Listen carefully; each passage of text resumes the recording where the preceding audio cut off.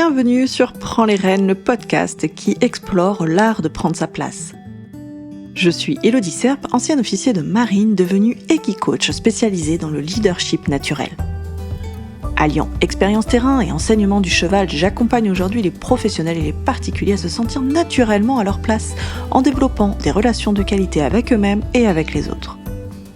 Alors si vous êtes à la recherche de pistes de réflexion, de retours d'expérience et d'outils concrets concernant l'affirmation de soi, la communication interpersonnelle ou encore l'esprit d'équipe, vous êtes au bon endroit. Nous explorerons ensemble des sujets inspirants pour développer une posture alignée et appréhender plus sereinement les challenges des relations humaines. Installez-vous confortablement et c'est parti pour l'épisode du jour. Bonjour à tous, j'espère que vous allez bien. Alors quand j'enregistre cet épisode, on est début mars et on a enfin une journée de soleil sur la pointe bretonne. Que ça fait du bien. J'espère que vous pouvez aussi profiter de ce beau ciel bleu, n'importe où vous êtes, où vous vous trouvez. Alors, je vous cache pas qu'il y a quand même quelques averses, mais entre les averses, c'est vraiment ce beau soleil qui est là. Alors aujourd'hui, je vous propose d'aborder une thématique pas toujours facile, le perfectionnisme. Vade retro, Satanas, pensent direct certains d'entre vous. Je l'ai souvent pensé moi aussi. On pense que le perfectionnisme ne peut être qu'un défaut, dont il faut absolument se débarrasser, qui ne peut que nous nuire. Eh bien, je vais vous proposer de faire un pas de côté, vous savez, ce fameux pas de côté que j'aime beaucoup, et d'aller comprendre plus en détail ce comportement, de trouver finalement comment en faire un allié. Alors attention, ne me faites pas dire ce que je n'ai pas dit, je n'en ferai pas l'apologie non plus. Cependant, je pense que tout est question d'équilibre. D'ailleurs, pour l'anecdote, j'ai failli appeler ce podcast Continuum, tellement cette notion d'équilibre me semble primordiale. Tout n'est pas 0 ou 1, tout n'est pas noir ou blanc. Il existe tout un panel de possibilités, d'options entre les deux extrêmes. Et il en va de même pour le perfectionnisme. Mais j'ai finalement appelé ce podcast Prends les rênes, car pour expérimenter, comprendre et vivre cette notion d'équilibre, faut-il encore prendre sa responsabilité, décider de nous-mêmes de s'observer et d'aller explorer pour comprendre nos comportements, les schémas qui peuvent s'y cacher. Alors aujourd'hui, prenons les rênes de notre perfectionnisme. Pourquoi le perfectionnisme ? Alors l'inspiration est venue de mon propre mode de fonctionnement, c'est quelque chose qui est très très prégnant chez moi. Et la semaine dernière, je suis partie une semaine en vacances. Alléluia. C'est assez rare, donc il est important d'en profiter. Il est important d'avoir des temps de repos et de se ressourcer. Ça sera un autre épisode. Et il s'est posé la question, ok, comment enregistrer l'épisode de la semaine ? Car en fait, moi, je n'ai pas encore d'épisode d'avance. Et donc, comment faire ? Moyens techniques, enregistrement, montage et de mise en ligne. Comment dégager du temps ? Et là, j'ai senti que mon perfectionnisme venait taper à la porte. Toc, toc, toc. Et d'ailleurs, c'est vraiment à l'image de ce que fait Sacha Delfort dans ses vidéos. Si vous ne la connaissez pas, je vous invite à aller la découvrir. Son compte Insta, c'est Sacha, le tiré du bas là, DL. Elle illustre en fait différentes situations de vie en mettant en scène différentes parties d'elle-même. Et c'est vraiment extra, c'est très bien fait. Enfin, moi, je trouve ça très, très parlant. Revenons à nos moutons, mon perfectionnisme venait donc taper à la porte, coucou, je suis là. Et comment je le sais ? En fait, je commençais tout simplement à me dire « Oh là, faut garder le rythme, t'es pas rigoureuse, dis donc, blablabla. À peine commencé, que déjà ça y est, tu commences à faire autre chose, à changer le rythme. Bon, ok, alors ces pensées, elles ont forcément eu des conséquences sur mes sensations physiques, sur mon corps. J'ai senti mon rythme cardiaque et ma respiration qui commençaient peu à peu à s'élever. Alors on n'est pas sûr non plus du 100 mètres, mais voilà, je sentais une petite différence, une petite chaleur au niveau du visage. Voilà, chez moi c'est très caractéristique. Et surtout, et là ça c'est c'est le détail très important chez moi et franchement qui est une alerte en fait chez moi, c'est des tensions au niveau des épaules. Bon, super pour partir en vacances, j'étais complètement en adéquation avec l'esprit, C'est ironique bien sûr, vous l'aurez compris.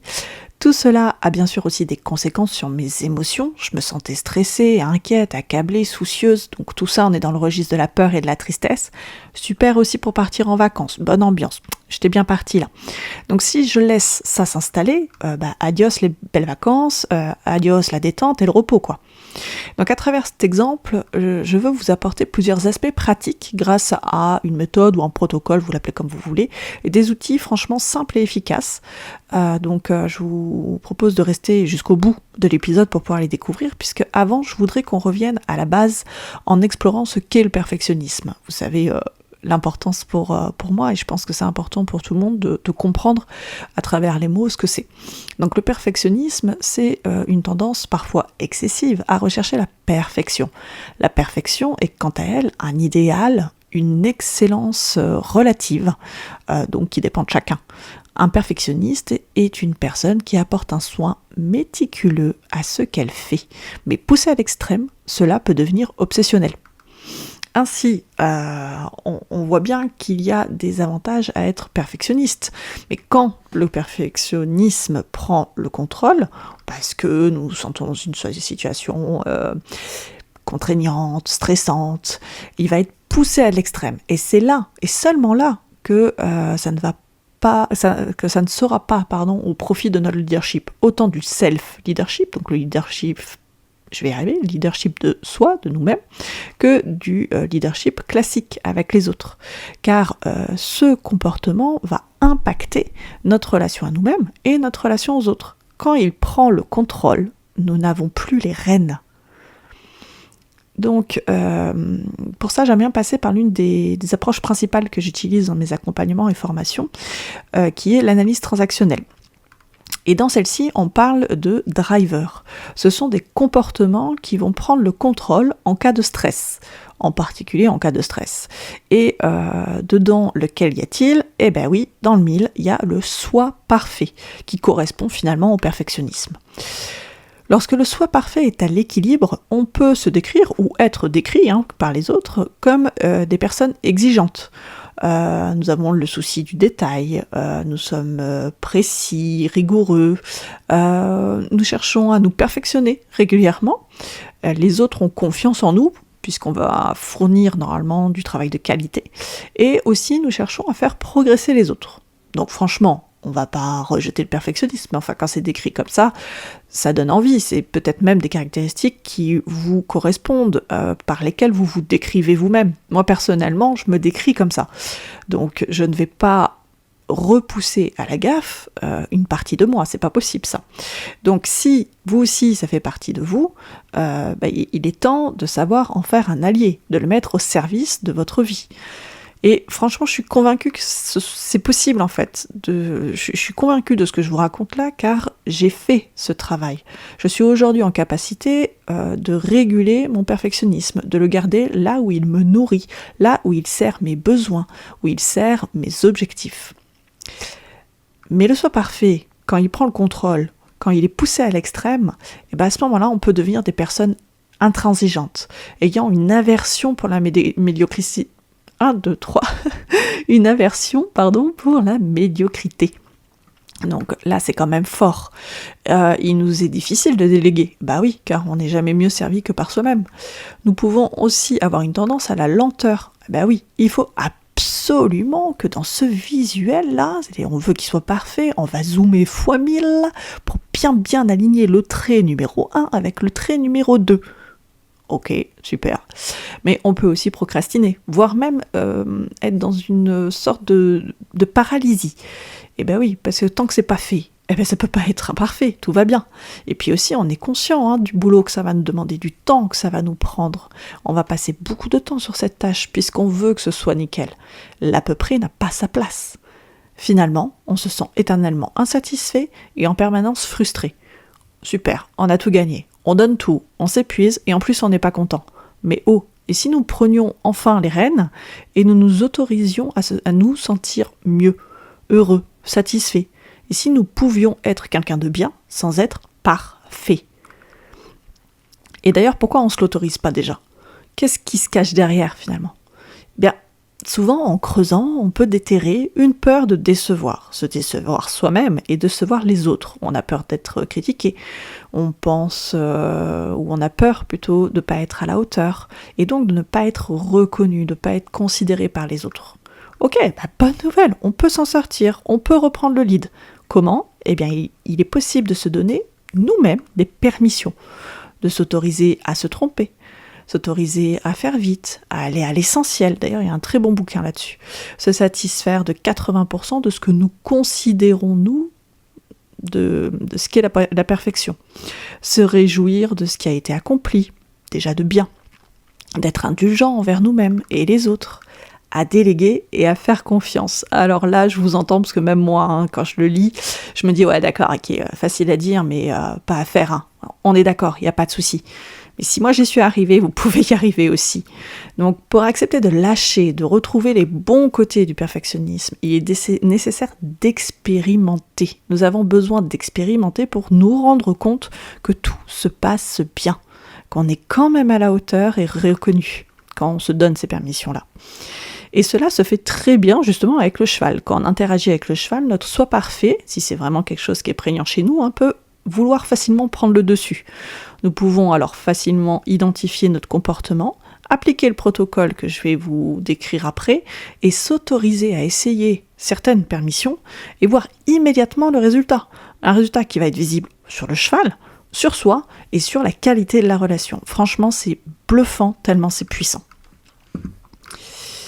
Alors, ce protocole, je vais vous présenter, puis dedans, je vais vous mettre aussi des outils très simples et efficaces qui m'ont aidé dans mon parcours ces dernières années, mais qui aident aussi aujourd'hui mes clients et dont les retours sont super positifs.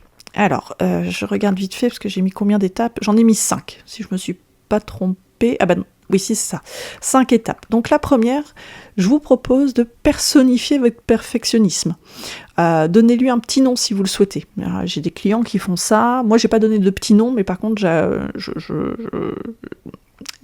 considère que c'est vraiment une partie de moi.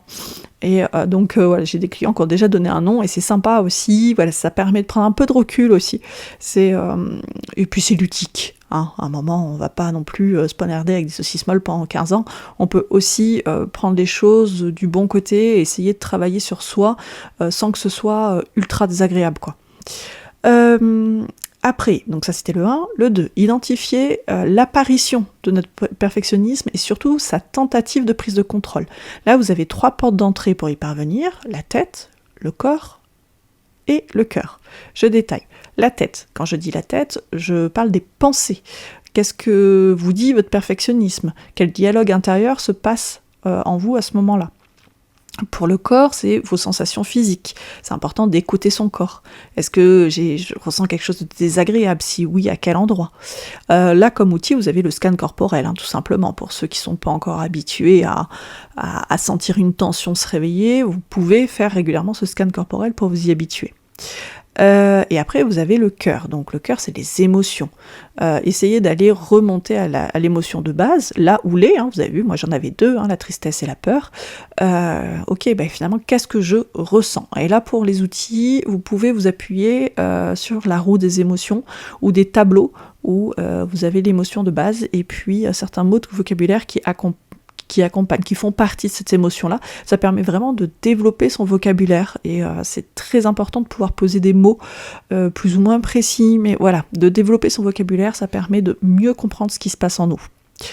Donc certains seront plus attentifs aux signaux du corps, d'autres à ce qu'ils ressentent ou bien à ce qu'ils pensent. N'importe, faites les liens après comme je l'ai fait par exemple dans mon exemple. Ça se répétait là. Comme je l'ai fait dans mon exemple en début d'épisode.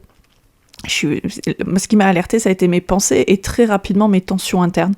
Et après, j'ai mis le doigt sur mes émotions. Okay ? N'importe le chemin et par quoi vous passez, l'essentiel, c'est d'avoir au moins une porte d'entrée. Vous ferez les liens une fois que vous êtes rentré, c'est très bien. Donc, la 3e étape, dialoguer avec votre perfectionnisme. Qu'est-ce qui me fait peur dans cette situation ? De quoi j'aurais besoin pour me rassurer ? Quel est le niveau d'attente, d'exigence de mon interlocuteur ? Qui peut être mon client, mon chef, mon audience, par exemple, etc. Et quelle permission puis-je me donner ? Et là, comme outil, c'est plus une astuce, mais ça peut être considéré comme un outil aussi, c'est faites comme si vous parliez à un ami. Franchement, on se parle si peu comme à un ami. Est-ce qu'on oserait, ne serait-ce dire qu'un tiers de ce que nous nous disons dans notre tête ? Moi, je sais que cette prise de conscience-là, il y a quelques années, m'a fait me regarder différemment, m'a fait me parler différemment. Voilà, alors vous avez vu, les pensées que j'ai eues, elles sont pas forcément très douces. Avant, c'était pire. Et aujourd'hui, je les détecte très vite. Ce qui permet de mettre pas sous cloche, j'allais dire sous cloche, mais ça permet de maîtriser. On va voir le reste. Donc, étape 4, passer à l'action. Appliquer concrètement la permission. Alors là, outil, attention, méthode des petits pas. Ne vous lancez pas dans un truc, un truc que vous faites normalement en 1 heure. Par exemple, moi, mes podcasts, ça me prend la matinée. Écoute, pour le moment, ça me prend la matinée. Mais à un moment, si je suis pressée et qu'il faut que je le fasse en 2 heures, est-ce que concrètement, dans la méthode des petits pas, ça rentre de passer de 3 heures à 2 heures? Ok, je considère que ça va, ça passe. Mais par contre, je passerai pas en 1 demi-heure, c'est beaucoup trop grand. Le step, le gap là, il est énorme pour moi, donc je vais pas y arriver, ça sert à rien. D'accord ? Donc méthode des petits pas. Ne soyez pas trop exigeant, parce que le perfectionnisme peut aussi intervenir à ce moment-là. Donc attention à ça. Et après, étape 5, vérifiez le résultat. Finalement, vous êtes passé à l'action, vous avez décidé votre permission, vous êtes passé à l'action, vous l'avez appliqué concrètement. Finalement, comment ça s'est passé ? Avez-vous eu des retours positifs ou pas ? Et l'anecdote là que j'aimerais bien, que j'ai envie de vous partager, c'est revenez sur votre travail quelques jours, voire semaines plus tard. Et vous serez surpris d'aimer ce que vous avez fait, la plupart du temps. Ça me l'a fait encore récemment. Je rangeais des placards, pour l'anecdote, des placards perso, même pas mon bureau pro, et je suis retombée, je fais un peu de broderie. Voilà, allez, comme ça vous savez tout. Et je ressors une broderie et je me rappelle que j'avais pas du tout été contente du travail que j'avais fait. Je trouvais ça très très très très basique, irrégulier, enfin voilà, pas bien. J'étais pas satisfaite quoi. Et je suis retombée dessus, je me suis dit putain, en fait c'est pas mal. Et ça faisait des mois. Et aujourd'hui la technique a évolué et donc oui, je fais des choses plus régulières, plus jolies, mais je me dis dis donc non, en fait c'était pas mal du tout quoi. Voilà. Donc, pour revenir à mon exemple de début d'épisode, finalement, qu'est-ce que j'ai décidé ? J'ai décidé de ne pas enregistrer d'épisode, je me suis autorisée à être réellement en vacances, car j'ai bien identifié que je me mettais en fait la pression toute seule, que mon exigence était démesurée, et que céder à mon perfectionnisme contrôlant, parce qu'il voulait prendre le contrôle, ne servirait finalement en rien mon objectif sur le moment. Mais j'allais pouvoir m'en nourrir pour vous faire cet épisode. Tada ! Voilà. Bon, en tout cas, j'espère que ce voyage au cœur du perfectionnisme vous a inspiré, que les outils proposés vous aideront autant qu'ils m'ont aidé. Et si vous souhaitez explorer une thématique particulière, je vous invite à m'envoyer un message ou à mettre un commentaire, et je serai franchement ravie d'y répondre et d'y réfléchir sur un épisode de podcast. Voilà, et écoutez, à bientôt, ciao. Nous voici à la fin de cet épisode, un grand merci pour votre écoute. Envie de réagir au sujet du jour, de soutenir le podcast ou encore de ne pas rater les prochains épisodes ? Je vous invite à vous abonner et à laisser 5 belles étoiles ou bien un commentaire sur Spotify ou Apple Podcast. De mon côté, il me reste à vous souhaiter une bonne journée ou une bonne soirée. À bientôt pour un prochain épisode.